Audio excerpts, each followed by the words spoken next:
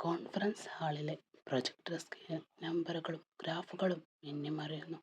Project മുറിയിൽ മുഴങ്ങുന്നുണ്ടെങ്കിലും അഗ്നിയുടെ കണ്ണുകൾ അതിലേക്ക് നീണ്ടതേയില്ല. അവൻ്റെ മനസ്സ് അവിടെയല്ല. കിലോമീറ്ററുകൾ അകലെ എവിടെയോ ആണ്. ഒരൊറ്റ പേര് മാത്രം: മാളവിക.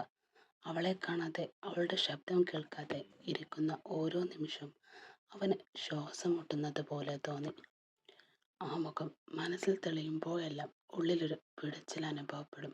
സർ, പെട്ടെന്ന് കേട്ട വിളിയിൽ അഗ്നി ഞെട്ടി. അപ്പുറത്തിരിക്കുന്ന പുതിയ മാനേജർ ചേതൻ ആകാംക്ഷയോടെ അവനെ നോക്കുന്നുണ്ട്. എന്താ ചേതൻ? അഗ്നി ഗൗരവം നടിക്കാൻ ശ്രമിച്ചുകൊണ്ട് ചോദിച്ചു. സർ, പ്രൊജക്റ്റിലോട്ടും ശ്രദ്ധിക്കുന്നില്ലല്ലോ. ഇതിനെപ്പറ്റി സർ അഭിപ്രായമൊന്നും പറഞ്ഞില്ലല്ലോ. ചേതൻ ഒരൽപ്പം പരിഭവത്തോടെ പറഞ്ഞു. ചേതന്റെ വാക്കുകൾ കേട്ടതും അഗ്നി കസേരയിൽ ഒന്ന് നിവർന്നിരുന്നു. വീണ്ടും പ്രോജക്റ്റ് അവതരണങ്ങൾ തുടങ്ങി. അവൻ അത് ശ്രദ്ധയോടെ കേൾക്കാനും ശ്രമിച്ചു. പക്ഷെ അവൻ്റെ നെഞ്ച് വല്ലാതെ മിടിക്കുന്നുണ്ട്. അരുതാത്തതെന്തോ സംഭവിക്കാൻ പോകുന്നു എന്നൊരു ഉൾവിളി അവനെ വേട്ടയാടി. ആ അസ്വസ്ഥത അവൻ്റെ മുഖത്ത് പ്രകടമായിരുന്നു. അഗ്നിയുടെ ആ നിമിഷങ്ങളെ കൗതുകത്തോടെയും അതിയായ ആസക്തിയോടെയും നോക്കി നിൽക്കുകയാണ് അവിടെയുണ്ടായിരുന്ന നയന. അവൻ്റെ ഓരോ ചലനവും നെറ്റിച്ചുളിയുന്നതും ആയത്തിൽ ശ്വാസം വലിക്കുന്നതുമെല്ലാം അവളിൽ ഒരു തരം ലഹരി പടർത്തുന്നുണ്ടായിരുന്നു. നയനയുടെ ഉള്ളിൽ അഗ്നിയോടുള്ള പ്രണയം ഒരു കാട്ടുതീ പോലെ ആളിക്കത്തിയിരുന്നു. ആൾക്കൂട്ടത്തിനിടയിലും അവൾ അവനെ മാത്രം ശ്രദ്ധിച്ചു. അവൻ്റെ പുരികയുടെ ചലനത്തിൽ, ചുണ്ടിലെ നേരിയ പുഞ്ചിരിയിൽ, അല്ലെങ്കിൽ ആ കണ്ണുകളുടെ ഗൗരവത്തിൽ അവൾ സ്വയം നഷ്ടപ്പെടുന്നു. അഗ്നിയുടെ ശ്രദ്ധ മറ്റെവിടെയോ ആണെന്ന് അറിയുമ്പോഴും അവനെ സ്വന്തമാക്കാനുള്ള ആഗ്രഹം അവളുടെ ഉള്ളിൽ തിളച്ചു. അവൻ്റെ ഓരോ ഭാവവും അവൾ കൊതിയോടെ ആസ്വദിക്കുന്നുണ്ടായിരുന്നു. പ്രൊജക്ട് ചർച്ചയ്ക്കിടയിലും അവൻ്റെ ഏകാഗ്രത തകർക്കുന്ന ആ ശൂന്യമായ നോട്ടം നയനെ വല്ലാതെ ആകർഷിച്ചു. താൻ അവനെ ഇത്രയധികം ആഗ്രഹിക്കുന്നുവെന്ന് ലോകത്തോട് വിളിച്ചു പറയാൻ അവൾക്ക് തോന്നി. അവൻ മറ്റാരെയോ ഓർത്ത് ഇത്രയുമധികം അസ്വസ്ഥനാകുമ്പോൾ ആ അസ്വസ്ഥതയ്ക്ക് താനാണ് കാരണമാകേണ്ടതെന്ന് അവൾ ഉള്ളിലൊന്ന് പ്രാർത്ഥിച്ചു പോയി. അഗ്നി അപ്പോഴും ആ ചിന്തകളിൽ മുഴുകുകയായിരുന്നു. മാളവികയുടെ ഓർമ്മകളും വരാനിരിക്കുന്ന അപകടത്തിന് മുൻകൂട്ടിയുള്ള ആ ഉത്കണ്ഠയും.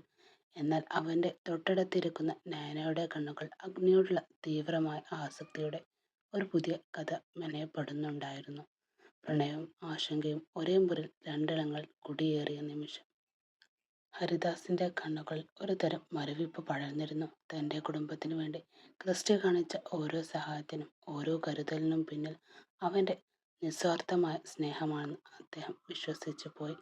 പ്രതിസന്ധികളിൽ ആരും താങ്ങാത്തപ്പോൾ പാറ പോലെ ഉറച്ചുന്ന ആ കൈകളിലേക്ക് തൻ്റെ മകളെ ഏൽപ്പിക്കുക എന്നത് ഒരു അച്ഛൻ്റെ കടമ മാത്രമല്ല, മകളുടെ സുരക്ഷയ്ക്ക് വേണ്ടി ഒരേയൊരു വഴി കൂടിയാണെന്ന് അദ്ദേഹം ഉറപ്പിച്ചു. മാളവികയെ ഇനി നാട്ടുകാരുടെ കുത്തുവാക്കുകൾക്ക് വിട്ടുകൊടുക്കാൻ എനിക്ക് വയ്യ. ഹരിദാസ് നടുവീർപ്പിട്ടു.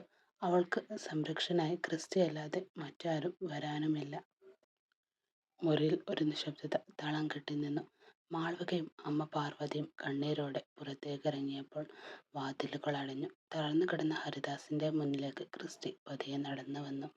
അവൻ്റെ കണ്ണുകളിൽ വേട്ടക്കാരൻ്റെ തിളക്കമുണ്ടായിരുന്നു. ഹരിദാസ് അവൻ്റെ കൈകൾ ചേർത്ത് പിടിച്ചുകൊണ്ട് വാക്കുകൾ ഇടറിപ്പോയിരുന്നു. ക്രിസ്റ്റി, എൻ്റെ മകളെ നിനക്ക് തരാൻ എനിക്ക് സമ്മതമാണ്. നീ അവളെ നോക്കിക്കോളുമെന്ന് എനിക്കറിയാം. അത് കേട്ട നിമിഷം ക്രിസ്റ്റിയുടെ ചുണ്ടിൽ ക്രൂരമായ പുഞ്ചിരി വിരിഞ്ഞു. അത് സ്നേഹത്തിൻ്റെ പ്രതിഫലമായിരുന്നില്ല, മറിച്ച് ഒരു ഇരയെ വലയിലാക്കിയ വേട്ടക്കാരൻ്റെ ആനന്ദമാണ് അവൻ്റെ മുഖത്തുണ്ടായിരുന്നത്. താൻ ഇത്രയും കാലം കൊതിച്ച അപ്സരസ് പോലും തോറ്റുപോകുന്ന ആ സൗന്ദര്യം, അതിപ്പോൾ ഹരിദാസ് തന്നെ തൻ്റെ കയ്യിൽ വെച്ചു നീട്ടിയിരിക്കുന്നു. അഗ്നിസാക്ഷിയായി താലി കെട്ടുന്നതിന് മുൻപേ തന്നെ ആ ശരീരത്തിലെ ഓരോ അണുവിലും തൻ്റെ ഉടമസ്ഥത ഉറപ്പിക്കണം. അവളെ പൂർണ്ണമായി തൻ്റെ ഭോഗവിഷയമാക്കിയ ശേഷം മറ്റുള്ളവർക്ക് പങ്കുവച്ചു കൊടുക്കുന്ന കാഴ്ച. ക്രിസ്റ്റിയുടെ മനസ്സിൽ കുടിലമായ തന്ത്രങ്ങൾ തീയായി പടർന്നു. ഒരച്ഛൻ്റെ വിശ്വാസത്തെ തൻ്റെ കാമത്തിൻ്റെയും പകയുടെയും ഇന്ധനമാക്കാൻ ക്രിസ്റ്റി തീരുമാനിച്ചു കഴിഞ്ഞിരുന്നു. മാളവികയുടെ ജീവിതത്തിലെ ഏറ്റവും വലിയ ഇരുണ്ട അധ്യായം അവിടെ തുടങ്ങുകയായിരുന്നു. ഹരിദാസിന്റെ മുറിയിൽ നിന്നും പുറത്തിറങ്ങി പാർവതിയുടെ മുഖത്ത് നീലുകൾ വീണിരുന്നു. വരാന്തയിൽ കാത്തിരുന്ന അഞ്ജലിയെ മാളവികയും അവർ തളർന്ന കണ്ണുകളോടെ നോക്കി. അച്ഛൻ്റെ വാശിയും കുടുംബവും നേരിടുന്ന പ്രതിസന്ധികളും പാർവതിക്ക് മുന്നിൽ ഒരു ഉത്തരമായി ഉയർന്നു നിന്നു. മോളെ, അച്ഛൻ്റെ ഒരേ ഒരു ആഗ്രഹമാണ് ക്രിസ്ത്യനെ വിവാഹം കഴിക്കണം. ആ കുടുംബത്തോട് നമുക്കുള്ള കടപ്പാട് അത് ജീവിതം കൊണ്ട് മാത്രമേ തീർക്കാൻ കഴിയൂ. മാളവികയുടെ ഹൃദയം ഒരു നിമിഷം നിലച്ചുപോയി. മനസ്സിൽ അഗ്നിയുടെ മുഖം വെന്തുരുകി. അവനെ ഓർക്കുമ്പോൾ നെഞ്ചിലൊരു വലിയ ഭാരം അനുഭവപ്പെട്ടു. എന്നാൽ അച്ഛൻ്റെ രോഗാവസ്ഥയും കുടുംബത്തിൻ്റെ തകർച്ചയും അവളെ വരിഞ്ഞു മുറുക്കിയിരുന്നു. മനസ്സോടെ മാളവിക തലയാട്ടി. ആ സമ്മതം ഒരു കുരുക്കായിരുന്നു. തൻ്റെ പ്രണയത്തെ എന്നേക്കുമായി ഉപേക്ഷിക്കാനുള്ള മരണം പോലെയുള്ള സമ്മതം. അപ്പോഴാണ് അവളുടെ ഫോൺ നിശബ്ദതയെ ഭേദിച്ചുകൊണ്ട് ആർട്ട് ഗ്രൂപ്പ് എന്ന നമ്പറിൽ നിന്നുള്ള കോൾ വന്നത്. ഫോൺ കയ്യിലെടുക്കുമ്പോൾ അവളുടെ കൈകൾ വിറക്കുന്നുണ്ടായിരുന്നു. മറുവശത്തുനിന്നും ഒരു ഗൗരവമുള്ള ശബ്ദം കേൾക്കാം. മിസ് അഞ്ജലി, RM ഗ്രൂപ്പിൽ നിന്നാണ്. അപ്പോയിൻമെന്റ് ലെറ്റർ അയച്ചിട്ട് ഒരാഴ്ചയായി. ഇനിയും നിങ്ങൾ ജോലിയിൽ ജോയിൻ ചെയ്തില്ലെങ്കിൽ മറ്റൊരു ഉദ്യോഗസ്ഥയെ ഞങ്ങൾ നിയമിക്കുന്നതാണ്. ഇത് അവസാനത്തെ അറിയിപ്പാണ്. മാളവികയുടെ ലോകം ഒന്നാകെ തകർന്നു വീഴുന്നത് പോലെ തോന്നി. ഒരേ സമയം ക്രിസ്ത്യയുമായുള്ള വിവാഹബന്ധം, അച്ഛൻ്റെ രോഗവും, ഇപ്പോൾ ചേച്ചിയുടെ ലോകവും അനിശ്ചിതത്വവും എല്ലാം കൂടി അവളെ ശ്വാസം മുട്ടിച്ചു. ഈ ജോലി തനിക്ക് നഷ്ടപ്പെട്ടാൽ അത് വലിയൊരു ദുരന്തമായിരിക്കും. അച്ഛനെ സംരക്ഷിക്കാൻ ഈ ജോലി അത്യാവശ്യമാണെന്ന് അവൾക്ക് നന്നായി അറിയാം.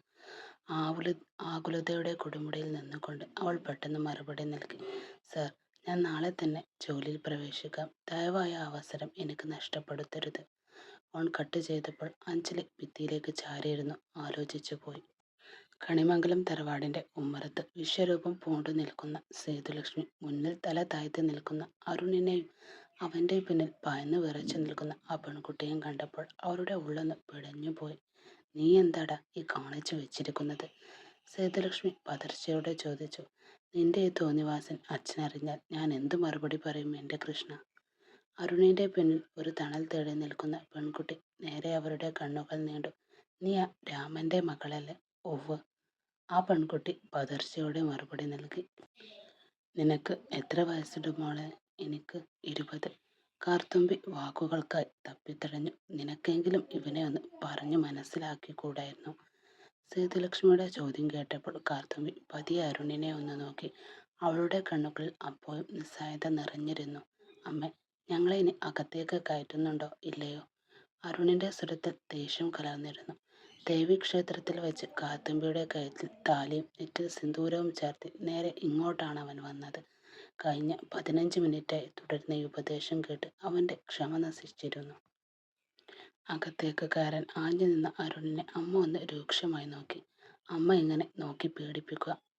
ഇവിടെ കയറ്റില്ലെങ്കിൽ ഞാൻ ഇവളെയും കൊണ്ട് ഏതെങ്കിലും ക്വാർട്ടേഴ്സിലേക്കോ വാടക വീട്ടിലേക്കോ നോക്കിപ്പോകും, അരുൺ തറപ്പിച്ച് പറഞ്ഞു.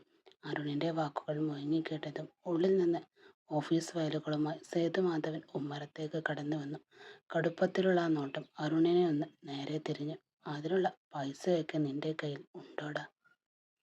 അച്ഛൻ്റെ ആ ശബ്ദം കേട്ടതും അരുൺ ഒന്ന് പതറി. അതുവരെ വീറോടെ മടക്കി വെച്ചിരുന്ന മുണ്ട് പതിയെ താഴ്ത്തിയിട്ടു. അവൻ ദൃഷ്ടി മാറ്റിക്കൊണ്ട് ദൂരേക്ക് നോക്കി നിന്നു. സേതുമാധവൻ അല്പനേരം ആ മൗനം തുടർന്നു. പിന്നെ പത്നിയെ നോക്കിക്കൊണ്ട് ശാന്തമായി പറഞ്ഞു. നിൽക്കുന്നത് മതിയാക്കി അവരെ അകത്തേക്ക് കയറ്റൂ സേതു. സേതുലക്ഷ്മി അത്ഭുതമായി ഒച്ചപ്പാടും ബഹളവും പ്രതീക്ഷിച്ചെടുത്ത്. അച്ഛൻ്റെ ഈ ശാന്തത അവർക്ക് തന്നെ വിശ്വസിക്കാനായില്ല. എങ്കിലും വേഗം അകത്തു പോയി അവർ നിറതിരിയിട്ട നിലവിളക്കുമായി ഉമ്മറത്തേക്കെത്തി. ഐശ്വര്യമായി വലതുകാൽ വെച്ച് അകത്തേക്ക് കയറുമോളെ. നിലവിളക്ക് കാർത്തുമ്പിയുടെ കൈകളിലേക്ക് കൊടുക്കുമ്പോൾ സേതുലക്ഷ്മി അവളെ ഒന്ന് ഉറ്റുനോക്കി. ഇരുനിറമാണെങ്കിലും വലിയ കണ്ണുകളുമുള്ള ആ പെൺകുട്ടിയുടെ മുഖത്ത് നല്ലൊരു ഐശ്വര്യമുണ്ടെന്ന് അവർക്കും തോന്നി.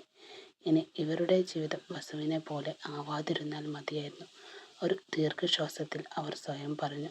പൂജാമുറി നിലവിളക്ക് വെക്കുമ്പോൾ കാർത്തുമ്പിയുടെ കൈകൾ വിറക്കുന്നുണ്ടായിരുന്നു. അവളുടെ കല്യാണം മറ്റൊരാളുമായി നിശ്ചയിച്ചു എന്നറിഞ്ഞപ്പോഴാണ് അരുൺ അവളെ വീട്ടിൽ നിന്നും ഇറക്കിക്കൊണ്ടുവന്നത്. എന്തായാലും കണിമംഗലം തറവാടിന്റെ പടികൾ അവൾക്കായി തുറക്കപ്പെട്ടിരിക്കുന്നു. ഇനിയുള്ളത് പ്രക്ഷുബ്ധമായ മറ്റൊരു ജീവിതയാത്രയാണെന്ന് തിരിച്ചറിവോടെ അവൾ ഉള്ളിലേക്ക് നടന്നു.